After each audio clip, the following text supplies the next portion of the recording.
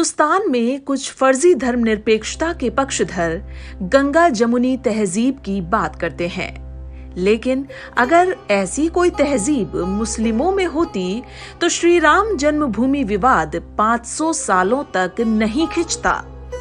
खैर, 9 नवंबर 2019 को माननीय सर्वोच्च न्यायालय ने अपना अंतिम फैसला रामलला के पक्ष में सुनाते हुए कहा कि बाबरी मस्जिद का निर्माण किसी खाली जमीन पर नहीं किया गया था, बल्कि विवादित मस्जिद एक गैर इस्लामिक ढांचे के ऊपर बनाई गई थी।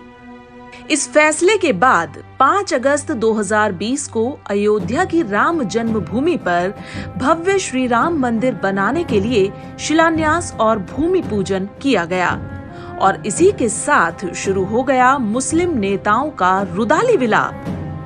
अयोध्या विवाद के नाम पर अपनी राजनीति चमकाने वाले मुस्लिम नेताओं को आईना दिखाने का काम किया 2 राम सेवकों सुनील गोरे और डॉक्टर निशांत सिंह ने। राष्ट्रीय स्वयंसेवक संघ की विचारधारा से प्रेरित पुणे, महाराष्ट्र के सामाजिक कार्यकर्ता सुनील गोरे और बहुजन संगम के संस्थापक डॉक्टर निशांत सिंह ने 2 साल की कड़ी मेहनत, अनेकों यात्राओं, लंबे लंबे पत्राचार और इनकी टीम के मुस्लिम विद्वानों द्वारा अंतर्राष्ट्रीय इस्लामिक संगठनों से अनगिनत जिरहों के बाद कई महत्वपूर्ण फतवे हासिल किए। सुनील गोरे और डॉक्टर निशांत सिंह ने दुनिया की सबसे महत्वपूर्ण इबादत गाहों और मुफ्तियों से जो फतवे हासिल किए, उन्होंने मुस्लिम नेताओं के मुंह से नकाब खींच लिया, क्योंकि ये फतवे अयोध्या के साथ साथ मथुरा और काशी से भी मुस्लिमों को बेदखल करते हैं। ऐ मेरे वतन के लोगों, जरा ध्यान से सुनो इस बात को। बहुत सालों से राम जन्मभूमि और बाबरी मस्जिद का मसला चल रहा था। लगभग 400 साढ़े 400 साल हुए थे। इसमें कोई दो राय नहीं है कि मुग़ल हुक्मरानों ने हिंदुस्तान पर हमला किया था और अयोध्या पर हमला किया, बहुत से शहरों पर हमला किया। अयोध्या हिंदुओं की एक बहुत ही धार्मिक जगह है और अयोध्या का इतिहास जो है 7000 साल और कुछ रवायतों के हिसाब से 9000 साल तक का है। मुग़लों ने अयोध्या को तख्त-ओ-ताराज किया, तबाह बर्बाद कर दिया।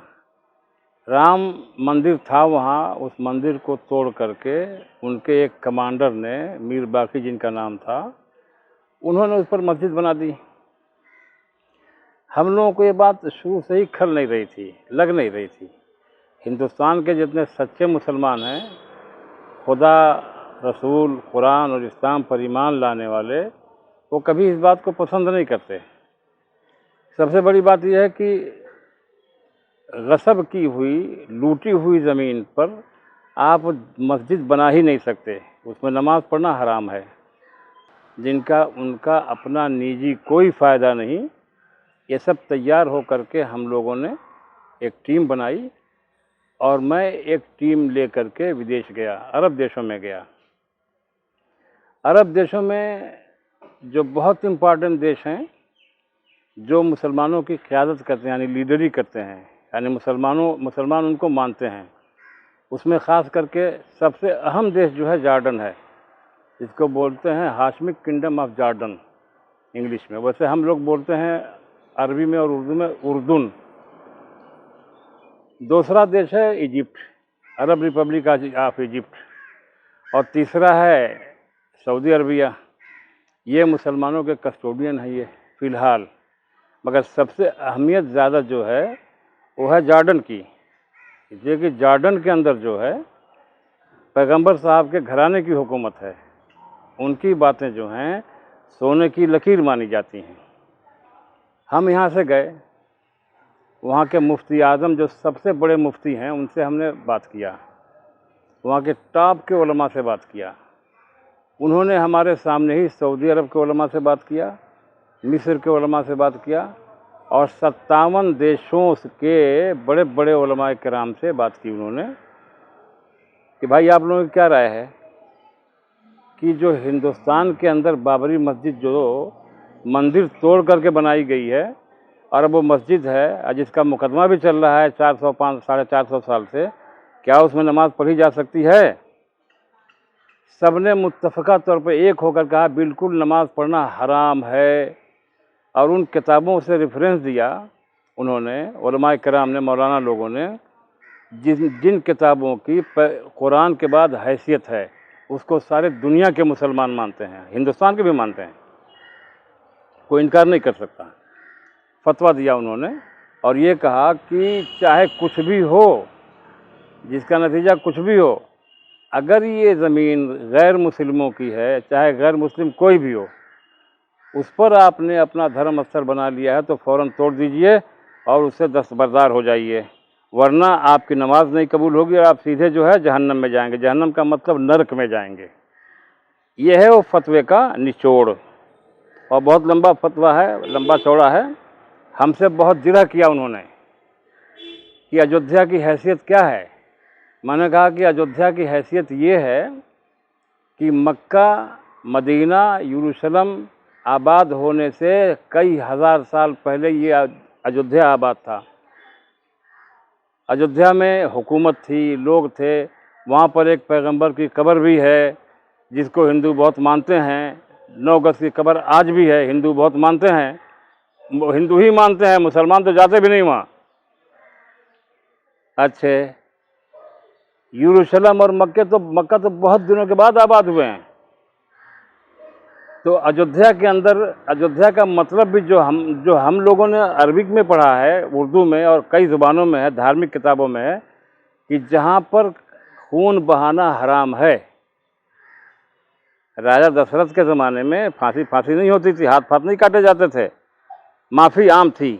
मक्का के सदर मुफ्ती ने 28 अगस्त 2019 को फतवा संख्या 513 जारी किया, जिसमें स्पष्ट लिखा है कि किसी गैर की जमीन पर कब्जा करना या ऐसी जमीन पर मस्जिद का निर्माण करना गैर वाजिब है, गैर इस्लामिक है।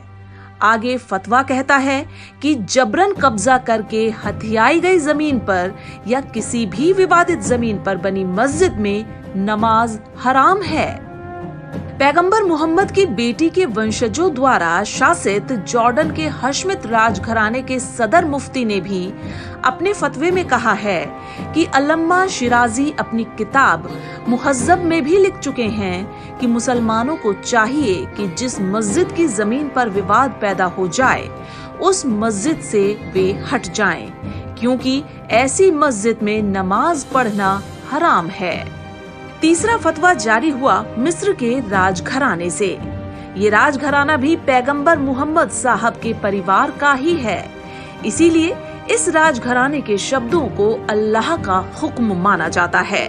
मिस्र के सदर मुफ्ती ने अपने फतवे में लिखा है कि पैगंबर साहब का फरमान है कि जिसने एक बालिश्त जमीन भी जुल्म किया, अल्लाह उसे कयामत के दिन सजा देगा। इन तीनों ही फतवों में हिंदुस्तान के मुसलमानों को हिदायत दी गई है कि वे सभी विवादित मस्जिदों से अपना दावा हटा लें और अल्लाह की मर्जी में शामिल हो जाएं। मुसलमान जो हैं राम जन्मभूमि के साथ हैं, हिंदुओं को सौंप दिया गया, फतवे की बुनियाद पे सौंपा गया। अरब रिपब्लिक ऑफ इजिप्ट में ग्रांड शेख ऑफ अल अज़हर हैं, धार्मिक एतबार से सबसे ऊंचे माने जाते हैं, और एक है वहाँ के मुफ्ती आज़म जिनका नाम है मुफ्ती सुलेमान शौकी। इन दिनों ने अपनी राय दी कि दूसरे की जगह पर मस्जिद बनाना हराम है। जॉर्डन के मुफ्ती आज़म हैं मुफ्ती मोहम्मद अहमद अल खलाइला, बड़ी भारी हैसियत है उनकी भी राय ये है कि जी हराम है, मस्जिद फ़ौरन तोड़ दो, दस्तबरदार हो जाओ। सऊदी अरब के जो सबसे बड़े आलिम हैं शेख अब्दुल अजीज़ आल शेख, उनका भी फतवा है कि मस्जिद से फ़ौरन दस्तबरदार हो जाओ, इस जगह तुम्हारी नहीं है, जिसकी है उसके हवाले कर दो। और भी कहीं अगर आपने गैर मुस्लिमों की ज़मीन पर मुग़लों के ज़माने में कब्ज़ा किया है तो उसको भी छोड़ दो, चाहे नतीजा कुछ भी हो, तुम्हारा नफ़ा हो तो नुकसान हो तो आप दूसरे की जगह पर कब्ज़ा नहीं कर सकते, और ख़ास करके कोई धर्म स्थल नहीं बना सकते। आप उसको फ़ौरन छोड़ दीजिए। अगर वो राज़ी खुशी से दे दे तो दूसरी बात है, रज़ामंदी से नहीं दिया तो फ़ौरन छोड़ दीजिए, वरना आप गुनहगार होंगे।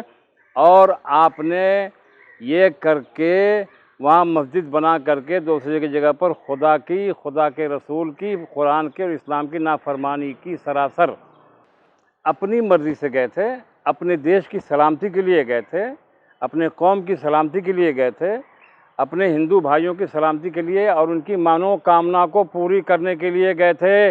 इसलिए कि उनकी जगहों पर मुसलमानों ने गज़ब किया था ताकत के ज़रिए से। सारे मुसलमानों ने नहीं, मुग़ल डकैतों ने, मुग़ल डकैत थे, मुग़लों ने किया था। सारे मुग़ल डकैत नहीं, सबको नहीं मैं कह रहा हूँ। मोदी ने अगर हिंदू धर्म छोड़ दिया तो मोदी गुनहगार हैं। शिलान्यास करने उन्हें जाना था, वो जाएंगे शिलान्यास करने। अगर मुसलमान कहते हैं कि जमहूरियत के ख़िलाफ़ है, फलाने के ख़िलाफ़ है, धमाके के ख़िलाफ़ है, सब बकवास की बातें और जाहिलाना बातें हैं। मोदी अगर राम जी के शिलान्यास में नहीं जाएंगे तब किसके शिलान्यास में जाएंगे? ये उनका बुनियादी हक है। वो गए और जो किया उन्होंने सही किया। मुसलमान जो कहते हैं बकवास करते हैं, जाहिलाना बातें हैं।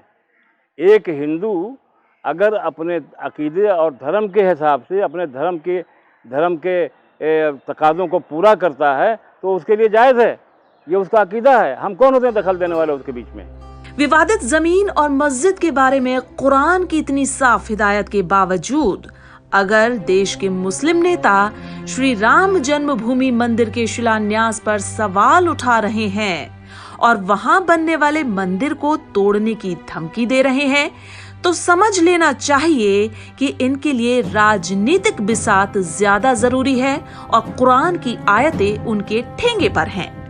टीम बहुजन संगम की मांग है कि माननीय सर्वोच्च न्यायालय के आदेश के बाद बनने वाले श्री राम मंदिर पर उंगली उठाने वाले और उसे तोड़ने की धमकी देने वाले मुस्लिम नेताओं और मौलानाओं के खिलाफ आपराधिक मामला दर्ज कर उन्हें अविलंब गिरफ्तार किया जाए।